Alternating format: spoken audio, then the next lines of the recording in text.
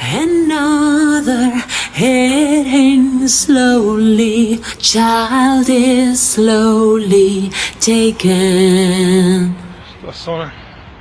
And the violence caused such silence. Who are we mistaken? But you see, it's not me, it's not my family.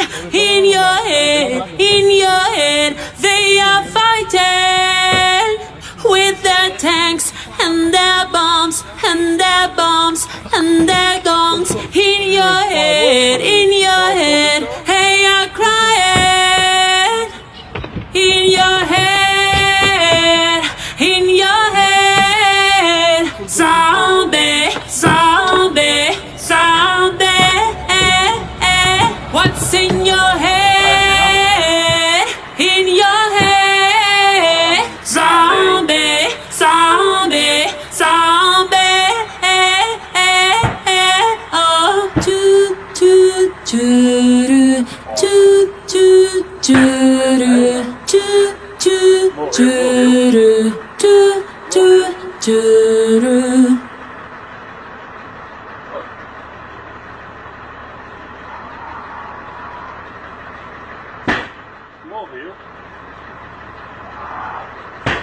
Another mother's breaking, heart is taking over. When the violence causes silence, we must be mistaken. It's the same old team since 1916. In your head, they still fighting with their tanks and their bombs and their bombs and their guns. In your head, they are guided. In your head, zombie, zombie, zombie. What's in your head? In your head, zombie, zombie, zombie. Oh, oh, oh, oh, oh, oh, oh, hey, oh.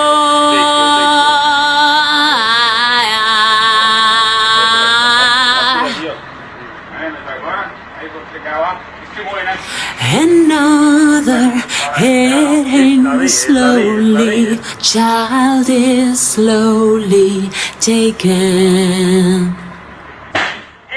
And the violence caused such silence. Who are we mistaken? Used to be when I was growing up, But if you you acted see, it's intoxicated not in public, they'd put you in protective custody for 4 hours or so. You know, nowadays they just drive right by when people act like this. I think it's a shame.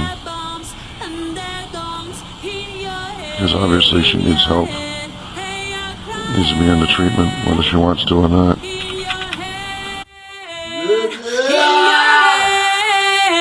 Zombie, zombie, zombie.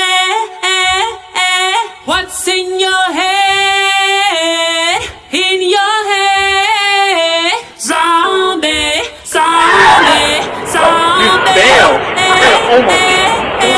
Oh, toot, toot, toot, toot, toot, toot, toot,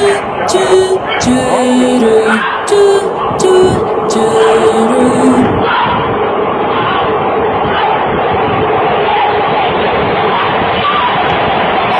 Another mother's breaking, heart is taking over. When the violence causes silence, we must be mistaken. It's the same old team since 1916. In your head, they still fighting with their tanks and their bombs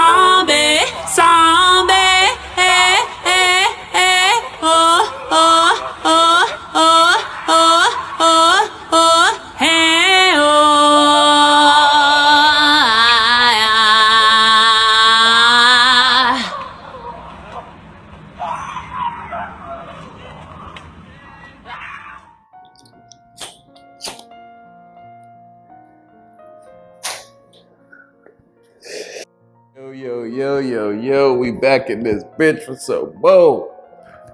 Go Deep episode 232. What rhymes with 232? I can think of a lot of things that rhymes with two. Like your mother's left shoe.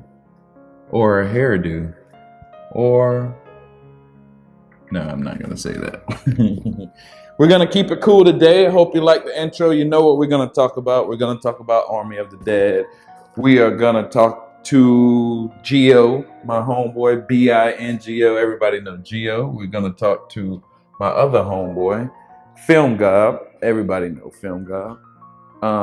So this is going to be a great show, actually. We're going to talk about Army of the Dead. We're going to talk some, Justice League shit. We're going to talk about everything. It's the Watchmen. We get together sometimes. We have a little round table sometimes, and we're the Watchmen is the funniest crew out, yeah, boy. So we just got to put that out right now. Any other podcast crew that wants some smoke, let me know. The Watchmen got something for every single one of y'all ass. But we're gonna stick to the topic today. Army of the Dead, but first, Army of the Dead spoiler review featuring Gio and Film Gob. But first, listen to some music. Stop being whack. I'm not gonna say that word either. I'm just gonna stop saying a bunch of words because I notice in that YouTube gives me the whack algorithm because a lot of the shit that I say.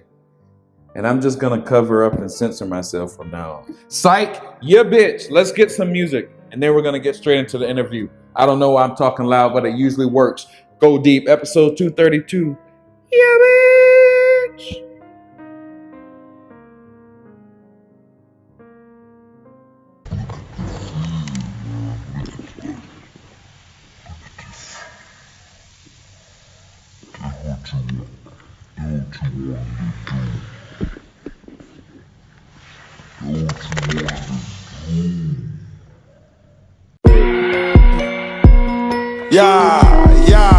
Yeah. This that brazen shit. This that brazen shit. This that brazen shit. This that brazen shit. It's a train wreck. Raw who take wet. That's a train wreck. In the hospital bed, her he brain dead. Let's go head to head like a train wreck. Hey, start throwing up the set. Who let you train that? It's like every time somebody have a train wreck, they be like Nate Dogg, the only winner made for that. It's a train wreck, yeah, it's a train wreck. It's a train wreck, yeah, it's a train wreck. Heard your little shooter just got caught up on the interstate. Some pussy too cut out the car, he couldn't get away. That's a choo-choo. Hit his ass all in the face. That's a choo-choo. Then he did it broad day. Eat on like a dinner plate. Nigga, I'm a big dog. Y'all nigga featherweight. Overtalk, I always go with my move. You can't hesitate. If you do, you might turn to LA shoe. That ain't educated. Trip, know that how nigga get killed. Keep mine on my hip. Pussy and they run up on me. Bust nigga ass like a brand new chip. Just said bro on a brand new drill. Where your aim, man? See you crunk Alfredo. Try and see why you ain't buying yet. Run down on them with Draco. Yeah, nigga, that's a train. Raw who take wet. That's a train wreck. In the hospital bed, her he brain dead. Hey, let's go head to head like a train wreck. Hey, start throwing up the set. Who let you train that? It's like every time somebody have a train wreck, they be like Nate Dogg, the only winner made for that. It's a train wreck, yeah, it's a train wreck. It's a train wreck, yeah, it's a train wreck. Hit the blood for 100, that's a train wreck. Outro control, I don't even know how to explain that. I don't wanna fuck, I want her talk. Call that brain set. I make that hoe give me head to her brain dead. Told me get the skated drive bad, but I trained that. Just riding with the Foggiata, he said that's a train. I said watch it like he winning options. It gon' be a train. Knock him out, take him out the picture, see if he can frame it. Tryna be the draw, I ain't used to all that flame. They're tryna see why EA ain't put me in the game. Yeah, they do. They know I get loose, it gon' be a train ride. Acting shot like you glizzy. How you get your chain snap? My partner got some beef, I got some beef. We tryna change. He a country boy, he'll walk her down for some cornbread. Buy whatever, that little bitch the devil. He got horn hair. Ain't no way he catch her, he gon' scratch her. It's a train wreck. Raw who, take wet, that's a train wreck. In the hospital bed, her he brain dead. Let's go, head to head, like a train wreck. I start throwing up the set, who let you train that? It's like every time somebody have a train wreck, they be like Nate, dawg, the only way to blame for that. It's a train wreck, yeah, it's a train wreck. It's a train wreck, yeah, it's a train wreck. Hit the plug for 100, that's a train wreck. Out your control, I don't even know how to explain that. My partner got some beef, I got some beef, we tryna change. He a country boy, he'll walk her down for some cornbread. Praise.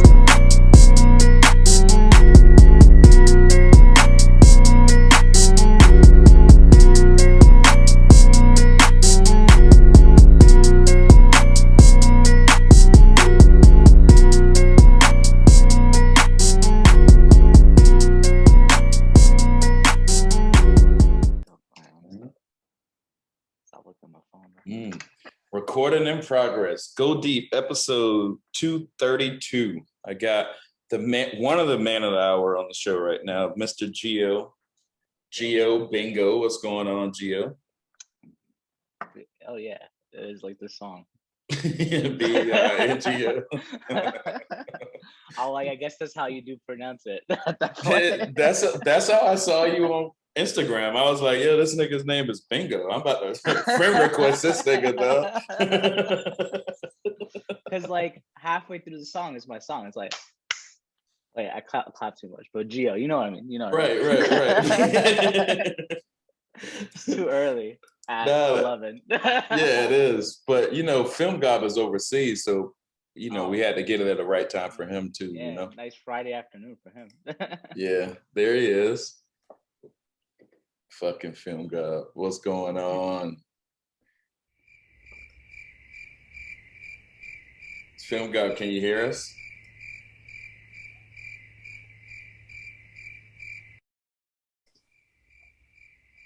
I think he's having audio issues. Yeah, his audio is probably gonna click on in a second.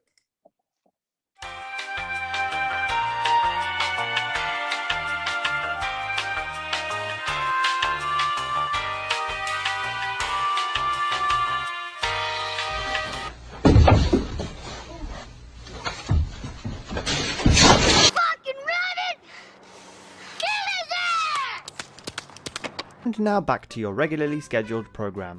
I can hear you now. All right, perfect. There it goes. Great entrance. I'm gonna edit that shit up. It's gonna look so fucking funny. So, Go Deep episode 232. We got two of the big dogs of the movement. We got my favorite podcaster, not just of the movement. I think Film Gob is probably my favorite podcaster in general, on YouTube, all in general. We got Film Gob on the show. What's going on, homie? It's all good. Just finished watching Army of the Dead, so Nice. I got you. I was like, oh shit, I need to be here for this. Yeah, it's good being here again. Yeah, hell yeah, dog. I'm glad you're on there. So, Oh God, you see me showing some love? Hey, What's that? it's the Blackface song. Oh, there you I've never seen that symbol before. Bill got Never a seen it. solid blink over. That's from the new concert, I think. Right. Yeah, And I love my Blackpink, but I I'm was still all new. in. I'm still a new Blink. Yeah, it's okay, man. All Blinks were on the same line. It's not like the Snyder Cut movement. those people are haters. Yo, y'all still never answered my question. Is Blackpink code word for pussy? Is that true or not? I think so. Don't think so, no. That's just because I'm black. I think that. I got it. The more you think about it, yeah, you might come up with things like that, but no, I think it's just their kind of visual identity. I still haven't got in it yet, but I see y'all posting about it. And I can't lie, man. Some of them girls look good, bro. I mean, I think the best way to get into it, you just put the videos on YouTube. You could turn the sound off if you don't like K-pop. I think you still appreciate the videos. It's an audio and visual experience that you need to appreciate. There you go. There you go. I don't know, man. I might take y'all's word for it next year or something. There's this one artist. Her name's I always fuck it up, but her name's Chung Ha, and she's got this video where she does this like aspect ratio shifts, and I was like, yo, this is art. Like this is straight up like art. So go check that out. Yo, let me ask y'all a question real quick.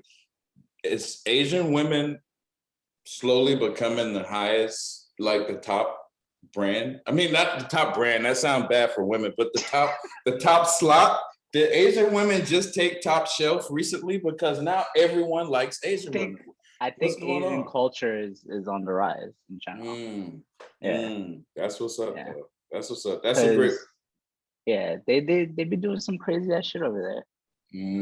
It's good. I can't lie though. They got some pretty ass girls, bro. I mean, they got good movies, good music. I don't see enough Asian kind of representation in the media as much as African Americans or. Oh yeah. So I don't know where you kind of see your kind of Asians kind of popping off, their kind of culture and stuff, but. I've been traveling to Asia forever. Like there's like been a solid 7 years where like most of my travels over to Asia. So a lot of the shit that I consume is just Asian. So like when y'all were watching Parasite, like when it came over, I was like, yo, I already seen this movie like 3 times. And still Yo, it is budding though. But we got a rapper in America. He's out of New York. He's blowing up real good. His name is China Mac, and he's in like every discussion now. And then we have the Stop Asian Hate hashtag is everywhere. I mean, it looks like it's blowing up. I don't know, but the girls are pretty. I just wanted to throw that part in. I mean, not to sound kind of pervy or anything, but I see Asian women as sure they're attractive, but they're very kind of but at the same time they're very classy, right? Compared to some women in America. Which, and nothing against American women. They're all beautiful, but I always see Asian women, especially Japanese, Korean. They're very classy. Very, So they show off their kind of sexiness through their class and their Right. I agree. I agree. The epitome of that, if you guys want to watch a good film, In the Mood for Love, they just did a remaster of all Wong Kar-wai's movies. And it's like this sort of like love story thing, but that is the epitome of like showing like sexiness through class. And it's both Maggie Chen and Tony Leung that like do it. And it's just sort of on them. I don't know, highly recommend the film. And it's like exactly what you just said. It's like I think I watched one Wong Kar-wai film. I don't know which one it was, and I was expecting something like based on the trailers and what I was hearing about it, and then I saw the film, and it just kind of threw me off. And I wasn't. I need to watch. I want to get into his film because I've heard a lot about him. It's definitely one that very slow. The cameras in their face all the time. It's like and I want to watch that again. Yeah, his cinematographer, which off the top of my head, I can't remember his name, but he's really good. He does a lot of like good framing, and it's just like it's slow. It's one of those things where like if somebody hyped you up for it and you went in with like a trailer, like fast moving and shit like that, and then you went into the movie, that's not what it is. But if you just went in sort of like blank and you just like watched it and just sat there and like was in awe, then you'll enjoy it. That's cool. Well, let me get y'all to what we came here to talk about. Army of the Dead. We got stuck in Asia for a minute, but Army of the Dead. What did you guys think? Army of the Dead. Whoever can start. Film Gob, take it away. I mean, I just finished watching it about an hour ago, and it's good. It's a solid zombie film. Intense action scenes. I mean, there's one scene in particular that was really good. Samantha Wynn's kind of scene where she's kind of I don't want to spoil it for people, but she's kind of it takes down the zombies kind of very quietly, and it can just kind of ramps up from there. Some really memorable imagery, visuals. Yeah. But as someone like I'm not into like, even though I love the kind of older George Romero zombie films, I've never been a fan of the kind of zombie revival. In the last 20 years or so, the kind of passion for zombies. I'm not into it. But so yeah, for me, it was a solid film. I wouldn't say it was great or anything, but I had fun with it. Yeah, I would agree on that. I think it's a solid film, like you said, man. Some of the visuals are epic as fuck. I think it's still like on level of the one with the girls in the psych ward. What's that movie? Sucker Punch. Sucker Punch, right? Yeah, right. I think it's like I think it's on level like that. I gotta watch it again. I say Sucker Punch is better than this, but oh yeah, I say Dawn of the Dead, his remake, is better than this. I was just expecting him to go a bit more, further with the violence. So I was expecting a bit more. I don't know. Maybe I'm just gonna.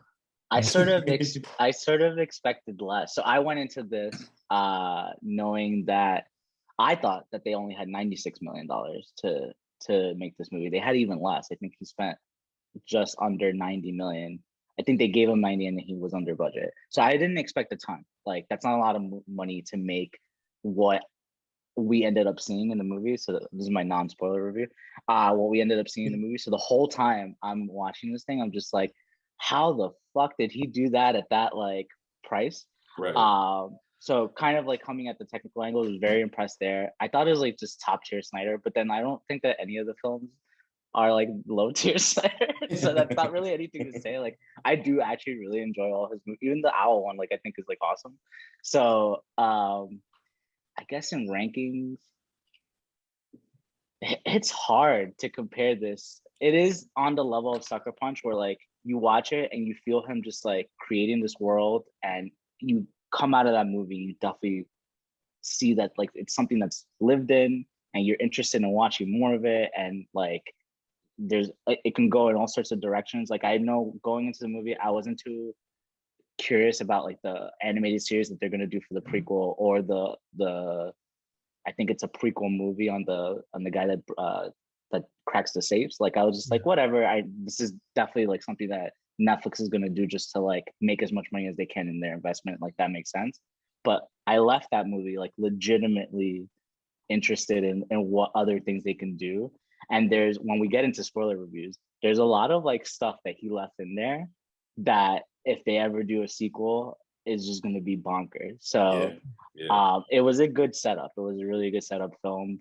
And then I was also sort of surprised by all the acting. Like, I went in, I'm not too much of a Dave Bautista fan. Like, I, saw him like a few films, like he's all right. But like in this film, he really like put himself above The Rock. Like, I think there's this level of expectation that you have with like wrestlers that become actors.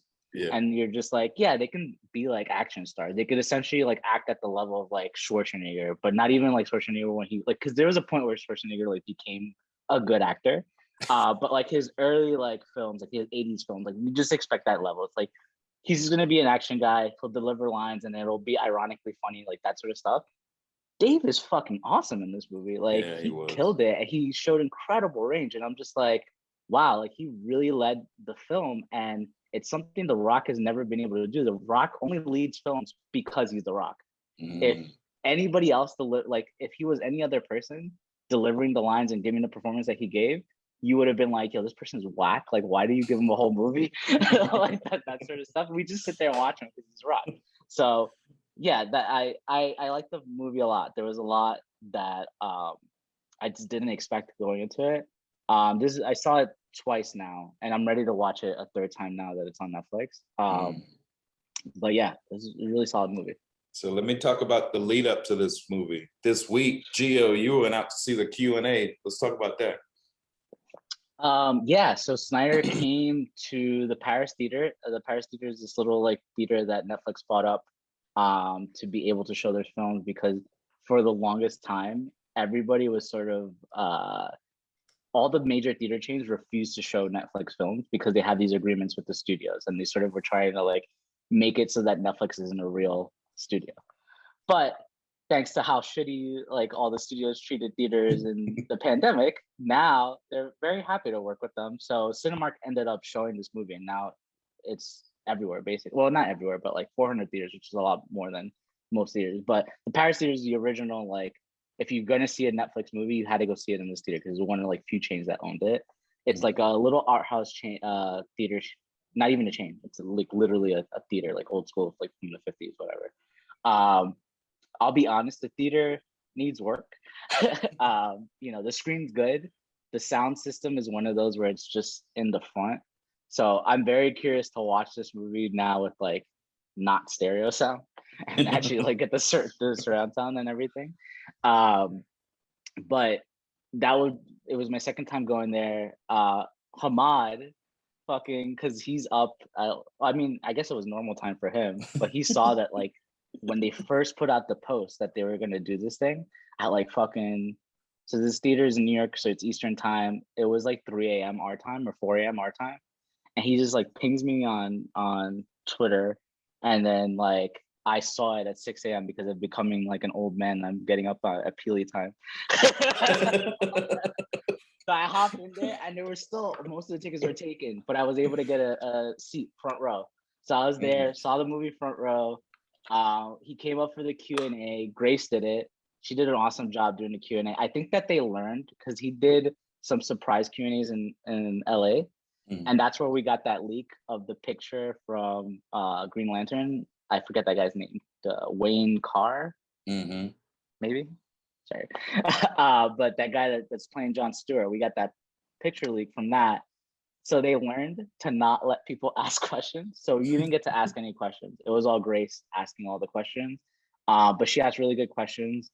I shared one clip that wasn't, because most of it was spoiler heavy. So he talks a lot about like some of the stuff that I thought was cool in the movie. I don't know. Are you going to do a spoiler section of this? Yeah, you can spoil it if you want. Fuck it. I mean, all right. Warning, spoilers, guys. So he talked about like who survived in the movie. And then Deb was saying, well, we never saw Dieter die. Like, you know, he closed the safe, but you never saw his body. And that's like usually the given sign in any sort of genre film. When you don't see someone's body, then they're still there, right? Right. So that was one. And then you also don't see Gita die. Like I noted that when I was watching the movie. I was like, where did she go? Did she fly? Like, she fly out of the helicopter? Like, what happened? And then they also were like, yeah, so the rescue helicopter comes, but the government's fully aware that, you know, they're trying to get the head of this guy to like make their army, quote unquote, army of the dead, right? So are these people going to actually help? I forget Dave's daughter's name. Kate. Are they actually going to help Kate, or are they going to like just kill her? So does anyone actually survive? That sort of thing. And then like they talked about how it seems like when what was the black dude's name too? I don't know. Black dude. It seems like his bite came from Zeus. So like who else could have bitten him? Yeah, like we never saw him. I thought he got slashed. I didn't see any bite. I didn't see anyone bite him. We didn't see a bite, but like the only person that could have bit him, because the only time that they got in front of zombies was when Zeus came over. So, but it was also kind of weird because Zeus does this dramatic bite when he like, you know, makes people the alpha zombies. And he was in the middle of doing that and he got hit in the head. So he didn't have a chance to bite him. And the bite's over in his torso, not in his neck where he was going to get bitten. So we don't know who bit him. So it's possible that that alpha strain is done. It's possible that it's not done. And Zach was like, I purposely like left it that way. And then also, I don't know if you guys noticed, but on the escape of the casino, one of the zombies, when they're like shooting their way out and it hits the floor, its head is like this cybernetic, like, yeah, I saw that shit. I was wondering what is that about? Because I thought I was tripping when I saw it. I was like, damn, I must be smoking too much. So Zach at the very end of the Q&A is like, so how many of you guys saw the cyborg zombie? And I was like, oh fuck. So Yeah, so that's there too. So there's a lot of little things that he set up purposely for any sort of sequel, which I'm hoping like if he does one, you know, Netflix will give it more money. Or I mean, it's possible he might just hand it to someone else to do the sequel because he's talking about what sort of his next project. He said he already has it lined up and it's a pretty big story. So I don't think it's this. I think it's probably something else. But we don't know. JO2? Huh? JO2? Bro, this is keep your hopes down. I came out of this movie like, and maybe this is a little disappointing for the fandom, but like, I'm not interested in seeing Zach work with Warner Brothers ever again. Like, I'm all for the Snyderverse, but I'm for the Snyderverse where like Zach gets to just do whatever the fuck he wants, and I'm gonna be realistic and like in this current brand of Warner Brothers, that's not happening. Nobody gets to do whatever the fuck they want, not even Nolan. So I don't want to watch those movies. I don't care what fucking Toby wants to make. So Film Gob, I want to bring you in because when you said it wasn't on the level of Sucker Punch in your opinion. Say some of the negatives that you think you saw in it or you felt you saw. I mean, like story wise, it's kind of follows I know probably Zach did this on purpose, you know, it's the kind of usual tropes of the film. You know, you've got the piece of shit who kind of fucks over the rest of the team, and then he gets what is coming to him later on. And the Valentine that scene was good when he rips them apart. That was like the Revenant type scene. Yeah. You know, it was good scene. I did like, you know, the little things about, you know, the Zeus and his queen and how she was pregnant. And when, I was like, oh shit, this is going to go south at some point. And so there were good things. I mean, I did enjoy the film. I liked, you know, like Gio said, you know, the German, the safe cracker guy. We don't see him. We don't know what happened to him. And the scene where he opens the safe was like really epic, and it kind of reminded me of Die Hard when they open the safe. Yeah, it was like kind of very epic, right?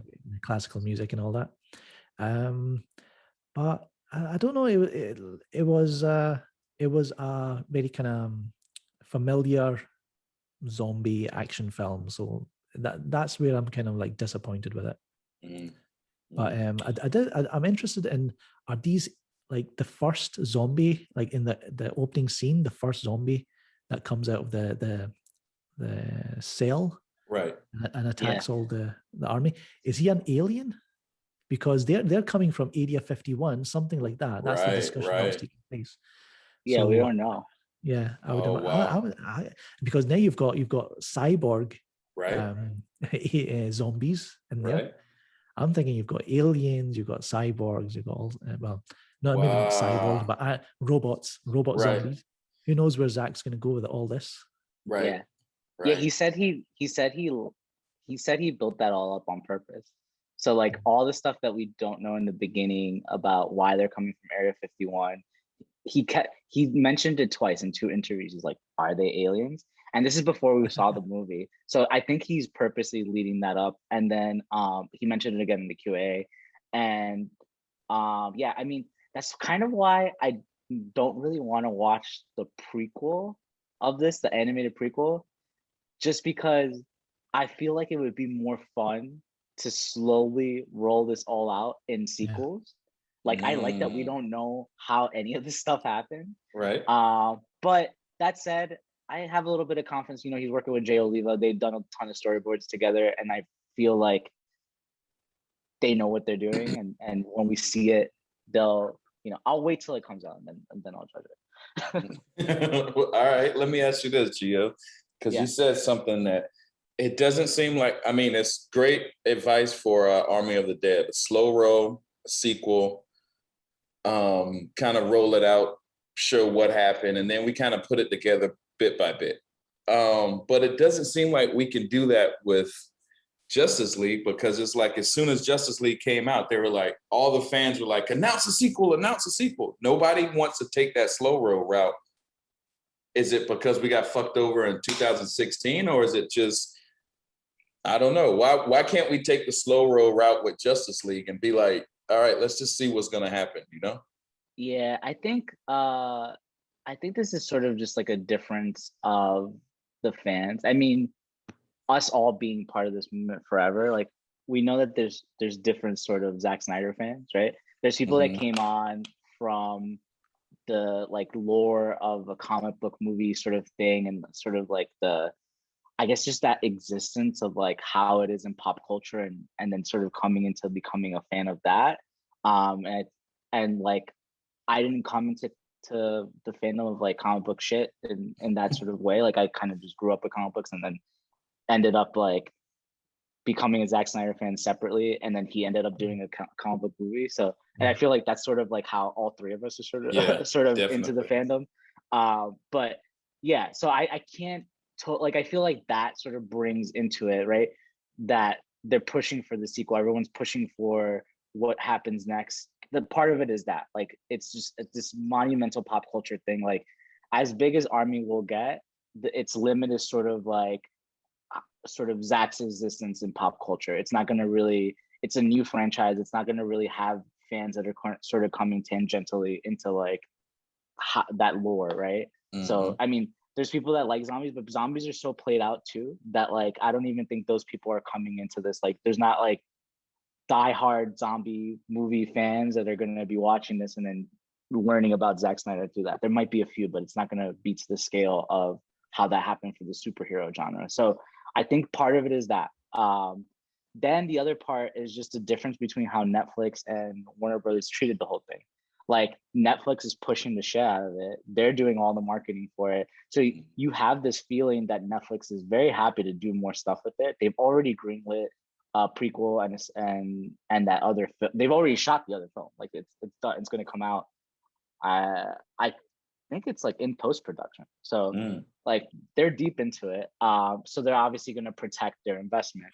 And they just keep showing that. And going back to the Q&A really quick, like they had one of the guys from Netflix introduce Zach, and like the way that he talks about, you know, Zach and that sort of stuff is very different from what we're used to, you know, seeing when studio people interact with Zach. So I think part of that, you know, I think there's just confidence that they're going to go ahead and treat this this franchise the right way. And then all that said, it's like the movie's self-contained too. So, I mean, I felt that way about Justice League.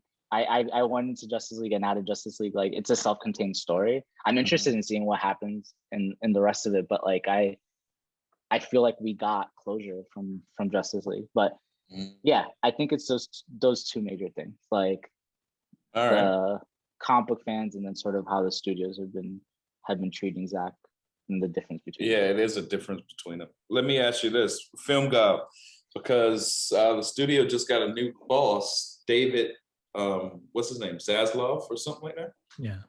What do y'all think? Is he a good guy? Is he going to help the Snyderverse or what? Because we've been through a few of these, and I don't know how to take it anymore. You know? So I mean, who like? I know I keep saying this. Like you get these YouTube channels, you know, these Snyderverse YouTube channels, doing like 3-hour live streams, bitching about Warner Brothers executives. Not just like once a week, sometimes like 3-4 times a week. I'm like, correct. What is there to talk about? Like, all you need to do, all you need to look at is he's fairly kind of friendly with Toby Emmerich. They seem to be, you know, on a kind of. I just think it's going to be the same old shit. I'm not expecting anything, you know, great. But then again, Zack Snyder's been kind of throwing shade at Warner Brothers quite a lot over the past few weeks, and it's like something might be happening, because then at the same time, you know, Toby Emmerich, you hear that he's kind of looking for other, you know, jobs, high profile jobs, maybe at Netflix, and Netflix were like, no thanks. And but like he wouldn't be doing that if his job was safe under Zaslav. Right. So that there is something there. Maybe he is on the way out. But if I was Zack Snyder, why would I want to take the chance again of coming back to these guys? He said himself they were still trying to mess with him when he was trying to finish the Snyder Cut. Why would you want to come back for that?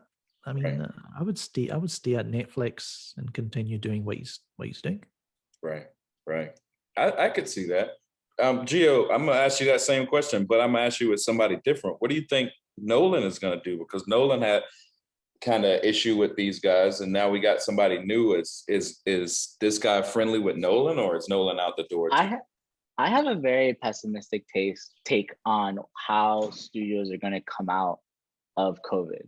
Like, it has been a little bit better than what they expected with like theater attendance, just slightly. Like, so the average movie now will bring in about 8 million on opening weekend. And if you think about that, right, before COVID, it was somewhere around, because of like all the big Disney blockbusters, somewhere around 50, 75. So there's a big jump for them to make. And as people, you know, everyone talks about, oh, they're going to come back and everyone wants to do stuff in COVID. But like, I think that theaters aren't necessarily the thing that people will gravitate towards. When you think about how people will react to this, I think people are going to want to do shit outside and that sort of stuff. Like, people are going to want to like do things that they can do together, right? And the theater is a very isolated experience. I love it, you know, but I think, you know, people find it easier to just watch a movie streaming than they do to do the whole theater thing. So I think that studios have a large gap to cover for, and that means that the people that are responsible for it are hanging by a very thin thread. So I think that Toby's like on the way out, because when you look at the numbers, I think Suicide Squad will be his last pass, or that's the last one where they say, all right, because of COVID, this thing doesn't need to hit that number, that sort of stuff. But then the next film, that next film won't hit that number either. And I think at that point, you know, 2 weeks later, you're going to read something about how he was fired or how he's moved around or whatever. And then the other thing, these fucking birds. There we go. Okay. Then the other thing is the same thing is gonna happen for a lot of other studios. So I feel like there's gonna be this weird sort of collapse where even like Disney movies won't be hitting the numbers that they're supposed to be hitting. I mean, they're not right now. Right.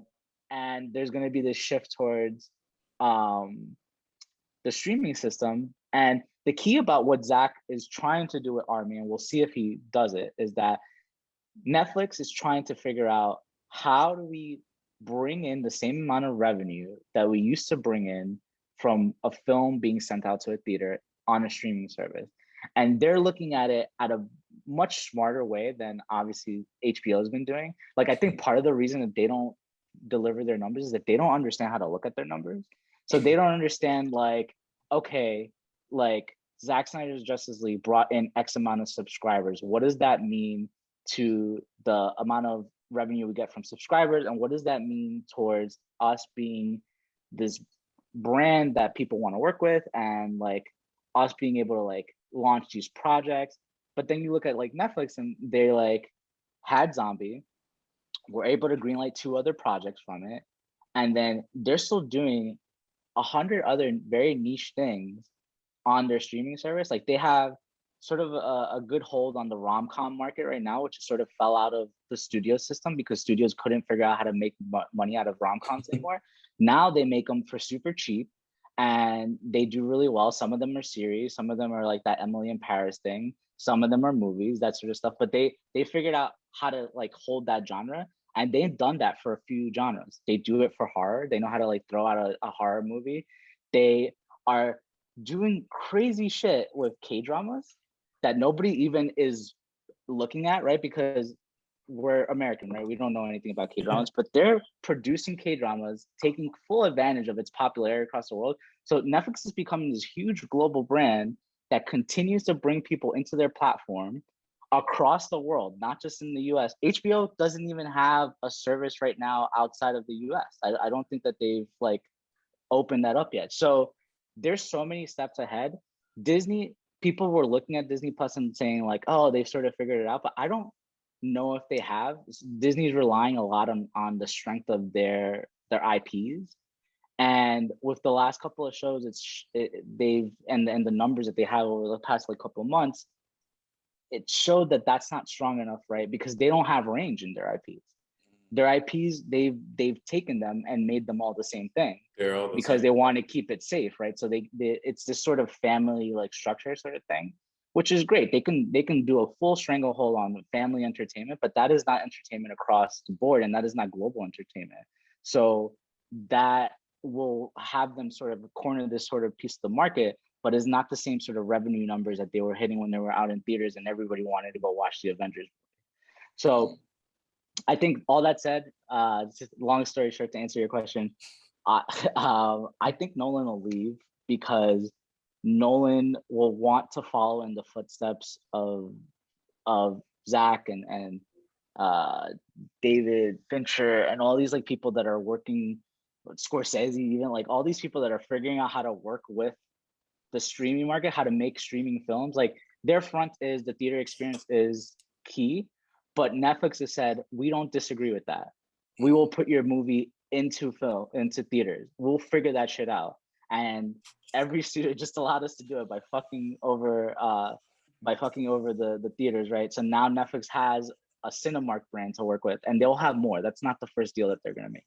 So Netflix will be like, yeah, we'll put your movie out. We'll figure out how to pay for that because you will bring us so much money for us to stream your film, and you'll be okay with it. And like, you'll be okay with the 2 to 4 weeks that we put in the difference. Like, they'll figure out the logistics of all that, and they're in the process of doing that. Zach's helping them do it. Other people are helping them do that. And by the time that Nolan is ready to like put out his next film, it'll make more sense for him to put it out with a Netflix, some sort of streaming platform, than to work with WB again. Because they don't have like a contract that they need, like he needs to put his movie out with WB. Like he can put it out with whoever. So, and maybe it's Amazon too. Amazon's doing a really good job of this too. You're right. You're fucking right. But Gio, this is a smart ass answer, bro. But I know you guys are busy today, so I ain't gonna hold y'all much. So our last 5 minutes, no, it's all good. Film Gob, tell us this though. We got Justice League and we got Army. Last 5 minutes, where do we go from here? We shot our two big right and lefts. What does the Snyder Cut movement or the Snyderverse movement do from here? Well, me personally, I don't really care what the Snyderverse movement does, but they can keep fighting for it, keep making noise. I think they should be a bit more, they should spread out their events a bit more rather than doing it, I know some people do it every day or every week there's a trending campaign. Right. Spread it out a bit, and just see what happens. If it happens, great. If not, oh well, we got the Snyder Cut. We had a good fight. And right. As long as Zack Snyder's happy, and there's so many other movies out there. I just want to enjoy other movies as well. Right. That's what's up. Well, and I am interested in the Army of the Dead universe because there's lots of things that it can go places, and I want to see. I don't mind seeing the prequel and following other characters, seeing how what happened in Las Vegas, how it affects them. So it's all great. It's all good. Hell yeah. And I like that you said that, Army of the Dead universe, because don't forget, David Ayer's at Netflix also. To see him do one of those movies, that should be dope. Yeah. Gio, so close it out, Bo. We got 3 minutes and 50 seconds left. Where do we go from here? I fully agree with Film Gob. Like I said, I don't want to see Zach make another movie with WB. So I'm just happy to see whatever he makes next. I feel like him as a director has reached a new level over the last like couple of years and films that he's made. So I'm just very interested to see what he's gonna do. And I'll watch the Gay 300 sequel. Like all that sounds amazing to me. I'd rather watch that sort of stuff than continuing into this comic book shit. So and continuing to comic book shit that has a stranglehold from the studio system. Like they're saying how it needs to happen. So it's not that like I don't want to see his superhero stuff.